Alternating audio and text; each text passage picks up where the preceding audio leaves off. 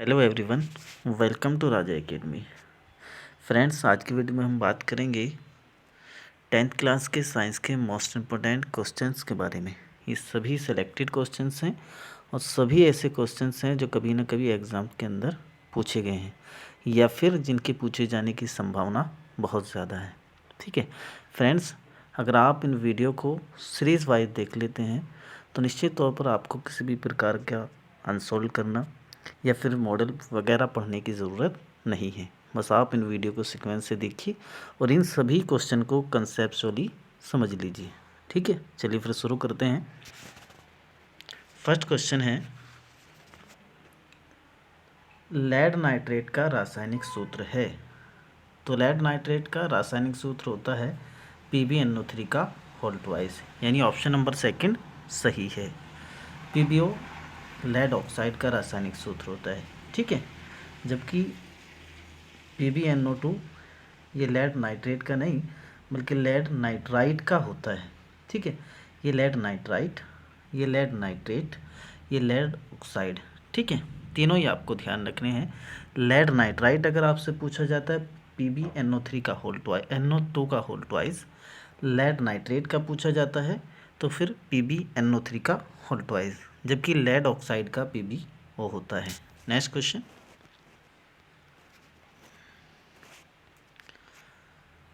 क्षारीय विलयन का pH है। ठीक है, यानी अगर कोई विलयन pH है तो उसका, अगर कोई विलयन क्षारीय है तो फिर उसका pH मान कितना होता है। तो ये होता है 7 से अधिक, यानी ऐसे विलयन के जिनका pH मान 7 से अधिक होता है वो क्षारीय होते हैं और ऐसे विलयन जिनका pH मान 7 से कम होता है वो अम्लीय होते हैं। ठीक है, जबकि 7 pH वाला विलयन उदासीन रहता है। तीनों ही बातें आपको ध्यान रखना है। ऐसा विलयन जिनका pH मान 7 होता है उदासीन होते हैं, 7 से कम अगर pH है तो अम्लीय होते हैं और 7 से ज़्यादा वाले क्षारीय होते हैं। ठीक है, नेक्स्ट क्वेश्चन, निम्नलिखित में से कौन सा प्रबल विद्युत अपघट्य नहीं है। तो ये है हाइड्रोजन सल्फाइड। हाइड्रोजन सल्फाइड एक ऐसा यौगिक है जो प्रबल विद्युत अपघट्य नहीं होता है। नेक्स्ट क्वेश्चन, संतृप्त हाइड्रोकार्बन नहीं है होता है। ठीक है, पहले आप ये समझिए कि हाइड्रोकार्बन किसको कहा जाता है। तो ध्यान से समझिए, देखिए हाइड्रोकार्बन दो चीज़ों से मिलकर बना हुआ है या दो शब्दों से मिलकर बना है, हाइड्रो एंड कार्बन। हाइड्रो का मतलब होता है हाइड्रोजन और कार्बन का मतलब होता है कार्बन, यानी ऐसे यौगिक जिनके अंदर हाइड्रोजन और कार्बन पाया जाता है हाइड्रोकार्बन कहलाते हैं। ये दो तरह के होते हैं, संतृप्त हाइड्रोकार्बन और असंतृप्त हाइड्रोकार्बन। संतृप्त हाइड्रोकार्बन कौन से होते हैं? ऐसे हाइड्रोकार्बन जिनमें कार्बन और कार्बन के मध्य एकल बंध पाया जाता है संतृप्त हाइड्रोकार्बन कहलाते हैं। जबकि ऐसे हाइड्रोकार्बन जिनमें कार्बन और कार्बन के मध्य या तो डबल बॉन्ड हो या फिर ट्रिपल बॉन्ड हो, उनको असंतृप्त हाइड्रोकार्बन कहा जाता है। ठीक है, अब यहाँ आपसे पूछा है संतृप्त हाइड्रोकार्बन में नहीं होता है। तो संतृप्त हाइड्रोकार्बन में कार्बन कार्बन के मध्य डबल बॉन्ड नहीं होता है, क्योंकि कार्बन कार्बन के मध्य डबल बॉन्ड असंतृप्त हाइड्रोकार्बन के अंदर पाया जाता है। इसके अलावा संतृप्त हाइड्रोकार्बन में एकल बंध पाया जाता है, उनकी चतुष्फल की रचना होती है, ध्यान रखना है आपको। और कार्बन जो अबंध कोण होता है वो 109 डिग्री 28 मिनट पाया जाता है। नेक्स्ट क्वेश्चन, इंपॉर्टेंट क्वेश्चन है और पेपर में बार बार पूछा जाता है, इथेनोइक अम्ल का सूत्र है। तो ये होता है CH3COOH।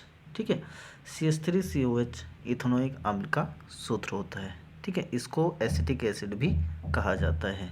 नेक्स्ट क्वेश्चन,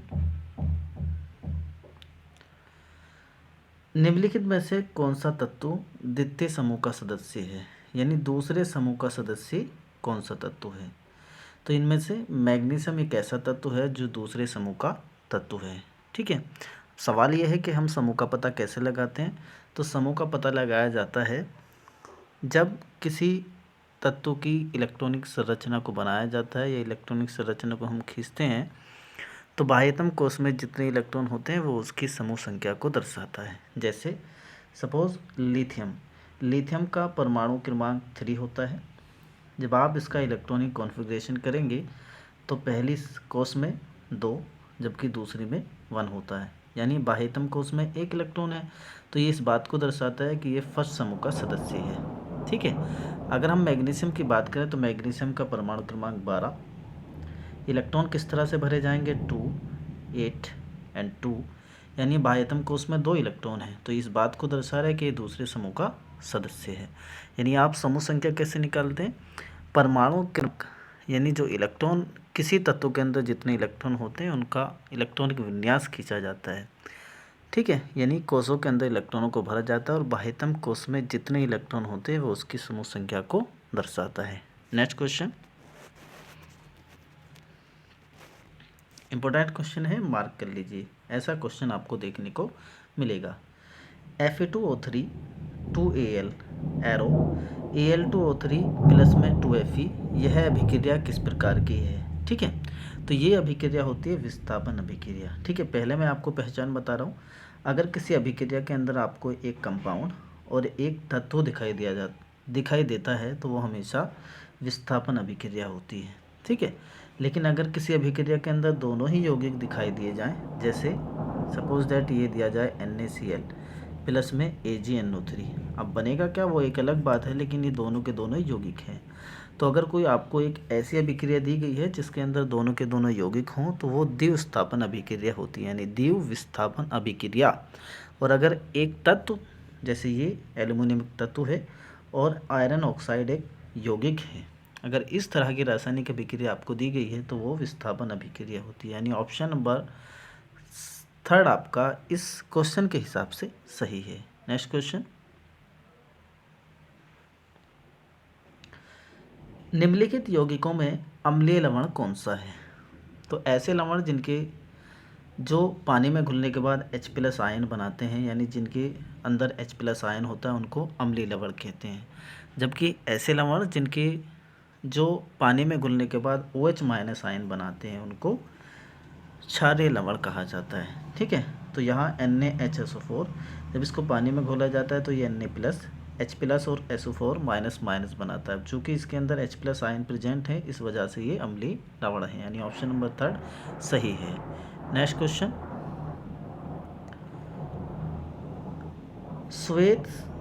श्वेत श्याम फोटोग्राफी में प्रयुक्त होता है। तो श्वेत श्याम फोटोग्राफी में प्रयुक्त होता है AgCl, यानी सिल्वर क्लोराइड का प्रयोग श्वेत श्याम फोटोग्राफी में किया जाता है। नेक्स्ट क्वेश्चन, निम्नलिखित में एल्डिहाइड है, यानी इन सभी में एल्डिहाइड कौन सा है। तो मिथेनल एल्डिहाइड होता है। मिथेनल को फॉर्मेल्डिहाइड भी कहा जाता है, यानी आपको ध्यान रखना है मिथेनल को हम क्या बोलते हैं, फॉर्मेल्डिहाइड भी कहते हैं। क्वेश्चन पूछा जाता है तो ध्यान रखना है। ठीक है, मिथेनॉल ये एल्कोहल होता है, एथेनॉल ये भी एल्कोहल होता है और इथेन एक संतृप्त हाइड्रोकार्बन होता है। नेक्स्ट क्वेश्चन,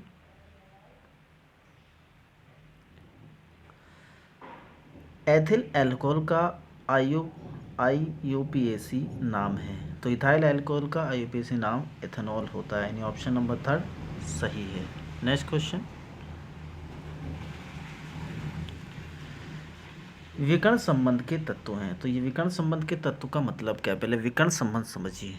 तो दूसरे समूह के तत्व और तीसरे समूह के तत्व, समूह नहीं आवर्त, यानी दूसरे आवर्त के तत्व और तीसरे आवर्त के तत्व में एक विशेष गुण पाया जाता है कि दूसरे आवर्त के जो तत्व होते हैं वो अपने समूह में अपने से नीचे वाले तत्व से ज़्यादा, उसके दाएं पर जो तत्व होता है उससे ज़्यादा समानता दिखाते हैं। उनके इसी गुण को हम विकर्ण संबंध कहते हैं और इसमें Li और Mg विकर्ण संबंध को दिखाते हैं, यानी ऑप्शन नंबर 2 सही है। नेक्स्ट क्वेश्चन,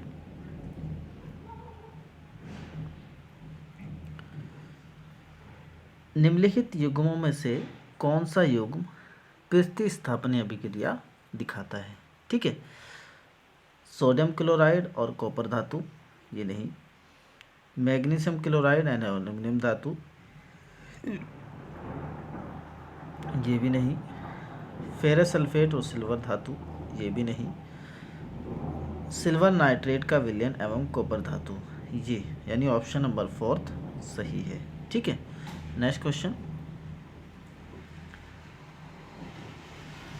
ठंडे तनु अम्ल से हाइड्रोजन गैस बनाता है, तो ठंडे तनु अम्ल से हाइड्रोजन गैस जिंक बनाता है, यानी ऑप्शन नंबर 3 सही है। और ये मोस्ट इम्पोर्टेंट क्वेश्चन है और ऐसा क्वेश्चन एग्ज़ाम के अंदर देखने को कई बार मिलता है। ठीक है, इस क्वेश्चन को ध्यान रखिएगा। जिंक एक हाईली रिएक्टिव वाला का एलिमेंट होता है, इस वजह से ठंडे तनु अम्ल से भी क्रिया कर जाता है और हाइड्रोजन गैस बनाता है। ठीक है, नेक्स्ट क्वेश्चन।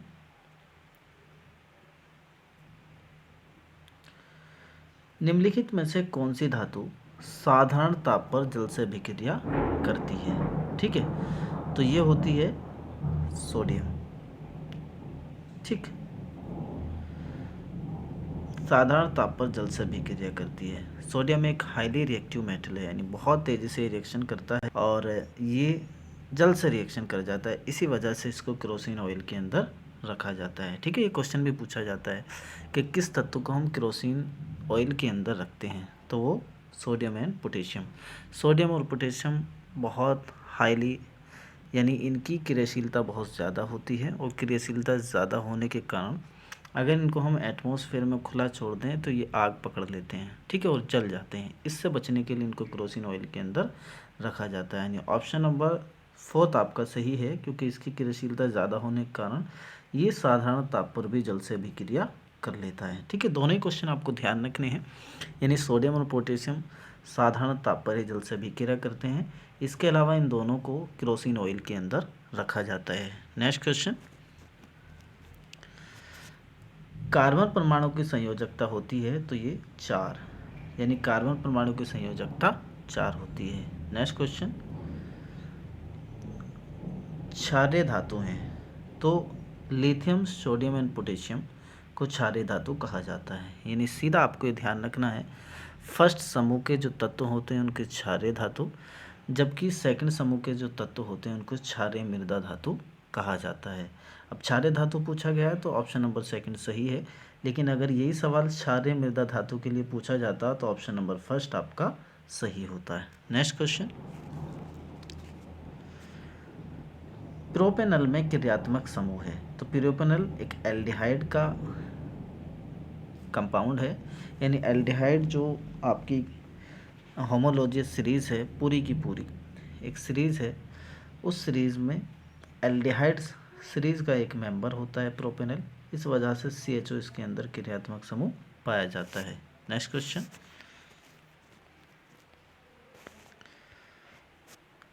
रासायनिक समीकरण BaCl2 प्लस H2SO4। ध्यान दीजिए, BaCl2 एक यौगिक है, H2SO4 भी एक यौगिक है। क्या बनाते हैं? BaSO4 प्लस में 2HCl प्लस में 2HCl। ठीक है, बताना कौन सी अभिक्रिया है। तो ये BaSO4 एक ठोस बनाते हैं। ठीक है, इसमें इंडिकेट करता है कि BaSO4 एक ठोस बनाते हैं। ठीक, तो ये एक अवक्षेपण अभिक्रिया है, यानी एक ऐसी अभिक्रिया जिसमें कोई ठोस बनता है। ठोस का मतलब एक ऐसा पदार्थ बनता है जो धीरे धीरे नीचे बैठ जाता है। ठीक है, जिसको अवक्षेप कहते हैं, और जिस रासायनिक अभिक्रिया के अंदर अवक्षेप बनता है उसका अवक्षेपण अभिक्रिया कहा जाता है। Next question. धावन सोडा का रासायनिक सूत्र है, तो यह है Na2CO3 10H2, यानी ऑप्शन नंबर 2 सही है और ये आपको याद होना भी चाहिए। धावन सोडा का रासायनिक सूत्र Na2CO3 10H2। बेकिंग सोडा यानी खाने के सोडे का रासायनिक सूत्र NaSCO3। ब्लीचिंग पाउडर का रासायनिक सूत्र CaOCl2, जबकि कास्टिक सोडा का रासायनिक सूत्र NaOH होता है, यानी इस क्वेश्चन का तो ऑप्शन नंबर 2 सही है। लेकिन अगर आपसे पूछा जाता बेकिंग सोडा का तो NaSCO3 बताते, ब्लीचिंग पाउडर का पूछा जाता तो CaOCl2 बताते, कास्टिक सोडा का पूछा जाता तो NaOH बताया जाता। ठीक है, नेक्स्ट क्वेश्चन।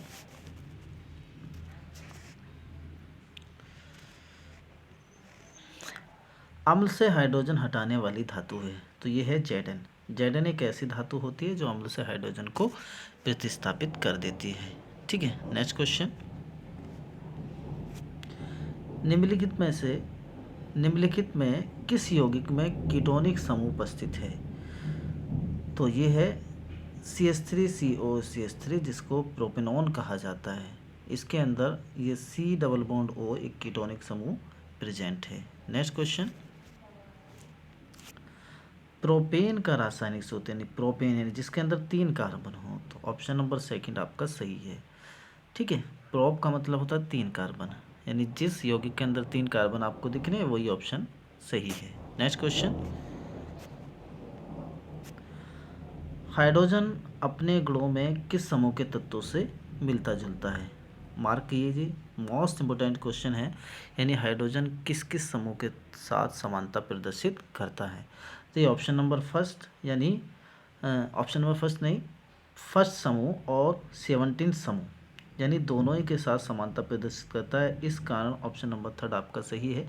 लेकिन ये बात आपको ध्यान रखनी है कि ये कुछ गुण फर्स्ट समूह के तत्वों के समान रखता है, जबकि कुछ इसके गुण 17वें समूह के तत्वों के समान पाए जाते हैं। इसी कारण ये फर्स्ट और 17 समूह या ग्रुप जो हैं उनके साथ समानता प्रदर्शित करता है, यानी ऑप्शन नंबर थर्ड आपका सही है। इस क्वेश्चन में ऑप्शन नंबर सेकंड आपका थर्ड आपका सही है। नेक्स्ट क्वेश्चन,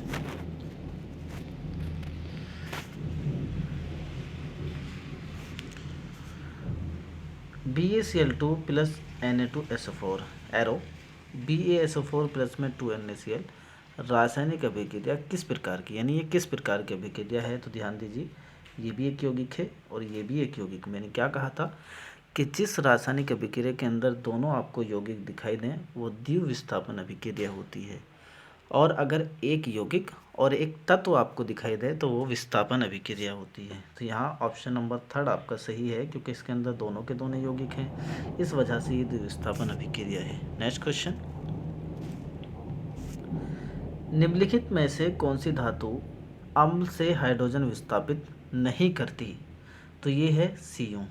CO की क्रियाशीलता हाइड्रोजन की तुलना में कम होती है, इस वजह से वो हाइड्रोजन को विस्थापित नहीं कर सकता है। लेकिन इसके अलावा आयरन, मैग्नीशियम और जिंक तीनों की क्रियाशीलता हाइड्रोजन से ज़्यादा होती है, इस वजह से वो हाइड्रोजन को विस्थापित कर सकता है। नेक्स्ट क्वेश्चन, यूरेनियम है तो यूरेनियम एक रेडियो एक्टिव तत्व होता है। नेक्स्ट क्वेश्चन, बकमिंस्टर फुल्लेन एक अपर रूप है, तो ये कार्बन का होता है। कार्बन के 3 अपर रूप पाए जाते हैं, जिसमें बकमिंस्टर फुल्लेन, ग्रेफाइट और डायमंड हैं। ठीक है, तीनों आपको ध्यान रखने, डायमंड, ग्रेफाइट और बकमिंस्टर फुल्लेन तीनों ही कार्बन के अपर रूप होते हैं। नेक्स्ट क्वेश्चन, प्रोपेन का रासायनिक सूत्र है, तो ये है C3H8। मैंने बताया था प्रोपेन मतलब जिसके अंदर 3 कार्बन हो, तो C3H8 इसका रासायनिक सूत्र है। ठीक है, चलिए आज की वीडियो के अंदर बस इतना ही। Okay bye, thanks.